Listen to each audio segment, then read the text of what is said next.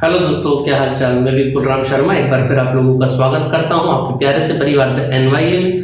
दोस्तों बात करते हैं आज की। तो मैं एक बहुत बेहतरीन सा टॉपिक आप लोगों के लिए लेकर आया हूं। जैसे कि आप जानते हैं न्यूमेरिकल्स को टाइप वाइज के अकॉर्डिंग मैं आपको क्लियर करा रहा हूं और दो टाइप में आपको करा चुका हूं। फर्स्ट टाइप में मैंने वर्ग के केंद्र पर और उसके कॉर्नर पर यानी किनारे पर लगने वाले बल के बारे में बताया। सेकंड टाइप में हमने समबाहु त्रिभुज के बारे में बात की यानी इक्विलेटरल ट्रायंगल के सेंटर ऑफ पॉइंट पर इलेक्ट्रिक फोर्स कितना होगा ये हमने निकाला। अब टाइप 3 में लेकर आया हूं दोस्तों। जैसे कि स्क्रीन पर आप लोग देख रहे हैं कि दो आवेशों के मध्य साम्यावस्था की स्थिति क्या होगी।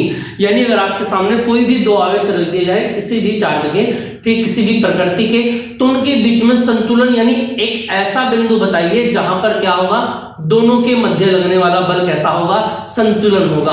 अच्छा, संतुलन की अगर मैं बात करूं तो याद रखना संतुलन का मतलब होता है F नेट बराबर 0 यानी लगने वाला कुल फोर्स कितना होना चाहिए, बल 0 होना चाहिए। अब इससे पहले कुछ नोट आप यहां पर लिख लेंगे जैसा कि मैं आपको बता रहा हूं। नोट नंबर 1 और नोट नंबर 2। देखो अगर मैं बात करूं सिंपल सी, दो आवेश हैं आप लोगों के पास ये भी प्लस क्यू और ये भी प्लस क्यू, और इन दोनों के बीच में आपको संतुलन की स्थिति बतानी है। तो याद रखना मेरे दोस्तों, संतुलन की स्थिति कैसे बताएंगे आप, कैसे वो बिंदु बताएंगे, तो याद रखना जब प्रकृति दोनों की सेम हो। तो याद रखना इन दोनों के बीच में विपरीत प्रकृति का आवेश रखा जाएगा और ये विपरीत प्रकृति का आवेश क्या होगा, संतुलन की स्थिति दिखाएगा। अब आप बोलेंगे जी विपरीत ही क्यों रखे हैं। देखो सुनो मेरी बात, संतुलन का मतलब क्या होता है। देखो अगर मैं यहां पर बीच में खड़ा हूं और एक बल इधर को लग रहा है और एक बल इधर को लग रहा है, संतुलन कब होगा, जब इधर लगने वाला बल इधर लगने वाले बल के बराबर हो जाए। यानी इधर अगर 10 न्यूटन का बल लग रहा हो तो इधर भी 10 न्यूटन का बल लग रहा हो, यानी मैं बीच में खड़ा हूं।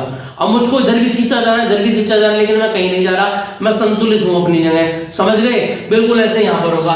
देखो प्लस पे माइनस पे फोर्स लगेगा और प्लस माइनस को क्या करेगा, अपने पास बुलाएगा F1। ऐसे ही प्लस वाला माइनस को अपने पास बुलाएगा F2। ये दोनों के दोनों विपरीत दिशा में हो गए, घट के क्या आएगा, 0 आ जाएगा। ऐसे अगर मैं नोट नंबर 2 की बात करूं, ये माइनस क्यू और ये माइनस क्यू, इनके बीच में हमेशा याद रखना प्लस का Q1 रखेंगे। समझ में आएगा, क्या रखेंगे, प्लस का Q1। ये प्लस प्लस को अपने पास बुलाएगा F1, ये प्लस प्लस को अपने पास बुलाएगा F2। क्लियर बात समझ में आ गई। और इसके बाद नोट 3 यहां पर आ जाता है और नोट 3 में एक बात बोली गई है, क्या, अगर एक प्लस क्यू हो जाए और एक माइनस क्यू हो जाए, इस क्वेश्चन को आप कैसे करेंगे। तो याद रखना इससे बाहर की ओर आप एक आवेश लेंगे जहां पर क्या बनेगा, संतुलन की स्थिति आपकी बन जाएगी। क्लियर बात समझ में आ पा रही है कि नहीं आ पा रही है, आगे बात समझ में, यहां तक की बात समझ में आ रही है। यानी कहने का मतलब यह आवेश की प्रकृति रटनी नहीं है, आपको कैसे लेनी है कि वो विपरीत दिशा में रहे। जैसे यहाँ पर विपरीत दिशा में, वहां पर विपरीत दिशा में। अब इधर आ जाते हैं, हमें एक सवाल दिया गया है क्या, इस क्वेश्चन को हल करने के लिए Q तथा 16Q, ये देखो जी आवेश दिया गया है, एक तो Q है और एक प्लस था 16Q। दोनों आवेश एक दूसरे से कितनी दूरी पर है, 2 मीटर की दूरी पर है, ये लो जी, ठीक है। और बताइए कि तीसरे आवेश Q को दोनों के संलग्न दूरी के बीच कहां पर रखें कि निकाय की साम्यावस्था की स्थिति आ जाए। तो इसको सोल्व करने के आप कैसे करेंगे, मैंने अभी आपको बताया था। और दोनों आवेश कैसे हो, एक जैसे हो तो उनके बीच में लेंगे, यानी कि माना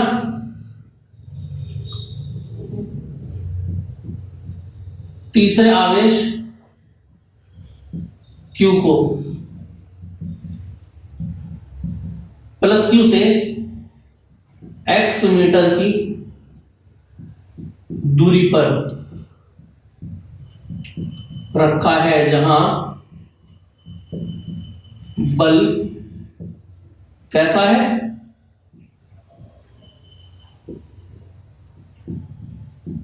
संतुलन की अवस्था में। इतनी बात क्लियर हो गई। अब ये लो जी, ये हमने ले लिया Q, ये बिंदु A कह दिया, ये B कह दिया और बिंदु ये P कह दिया। क्लियर बात समझ में आ गई। अब अगर मैं A से P तक की बात करूं तो कितनी दूरी पर माना, ये x दूरी पर माना है ना। तीसरा आवेश Q को स्मॉल q से x मीटर की दूरी पर रखा गया है। तो इस दूरी पर क्या होगा, एफ नेट बराबर 0 होगा। आ रही है बात समझ? देखना जरा, अगर मैं बात करूं बिंदु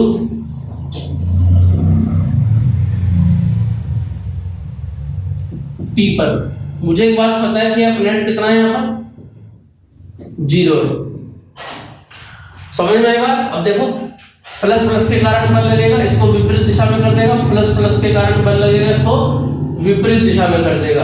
यानी कहने का मतलब क्या हुआ, F1 माइनस F2 बराबर 0 और F1 बराबर F2। आपको जो स्कूलों में या कहीं और पढ़ाया जाएगा वो ज्यादातर यहाँ से पढ़ाया गया होगा कि बल संतुलन की अवस्था में F1 बराबर F2 को रख देंगे आप, है ना। लेकिन ये कहाँ से आया, ये आपको जानकारी जरूर होनी चाहिए, क्योंकि हर बार याद रखना यहाँ पर माइनस नहीं होगा, मैंने आपको बता दिया।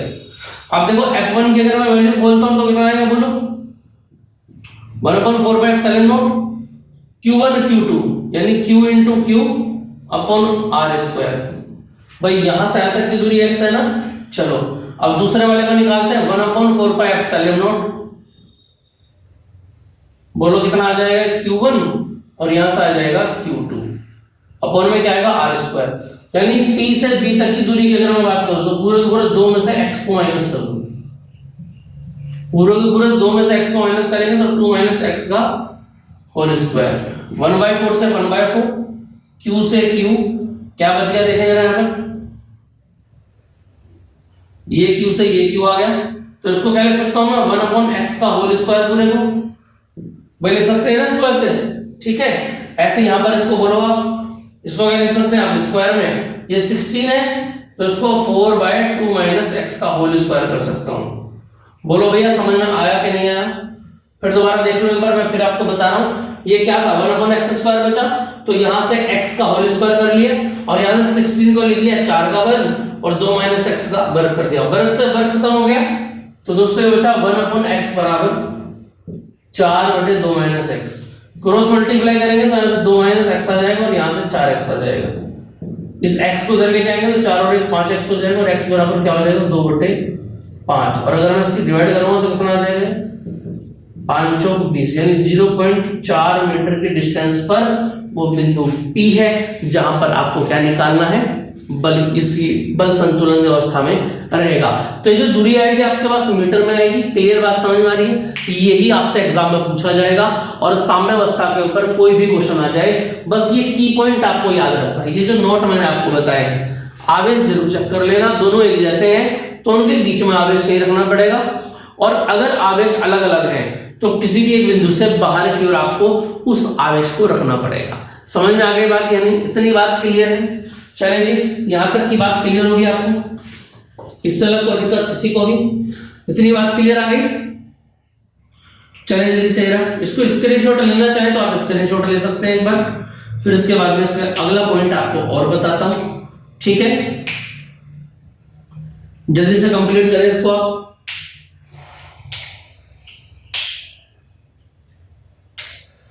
इतनी बात समझ में आ गई? तो ये दूरी कितनी आ गई, 0.4 दूरी आ गई, ठीक है भैया जी। अब देखिएगा इस आगे की बात को कैसे क्लियर करेंगे आप। देखो अब कई बार आ जाता है कि जो बड़े वाला Q है, इस बड़े वाले Q की वैल्यू बताओ, इस जो तीसरा आवेश रखा है ये वाला, इसका मान बताओ। मैं आपको केवल बता देता हूं,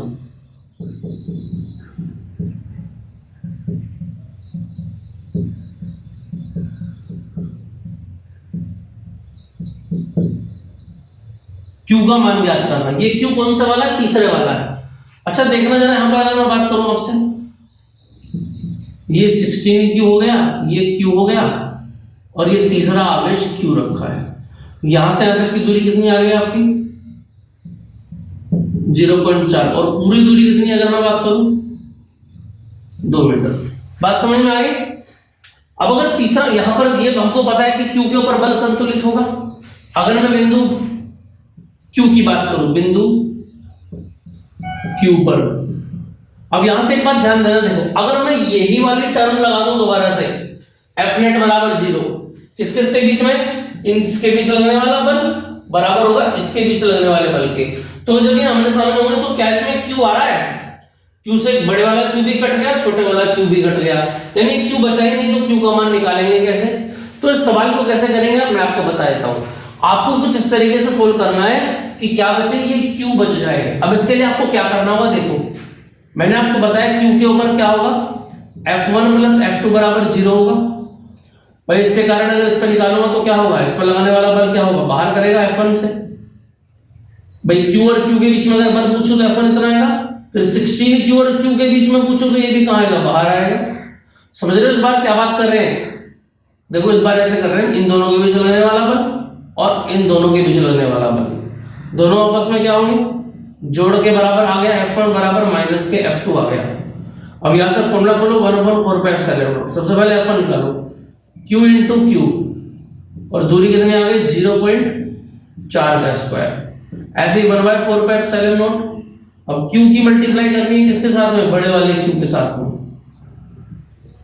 तो नीचे क्या आ गया बताना जरा, ऐसे कितनी वैल्यू आएगी निकल के 2 का स्क्वायर। समझ में आएगा, 1/4 से 1/4 कैंसिल हो गया, एक Q से एक Q चला गया, तो यहां से क्या आया Q बटे, और यहां से कितना आ गया 4 चौक 16, और यहां से कितना आ गया, यह वर्ग से ही हो सकता है, तो वर्ग से नहीं हो गए क्योंकि Q के ऊपर स्क्वायर नहीं है ना, ठीक है। तो Q बराबर कितना आ गया 0.16 इंटू 16 Q बटे 4 से इसको डिवाइड कर दो, कितना आ गया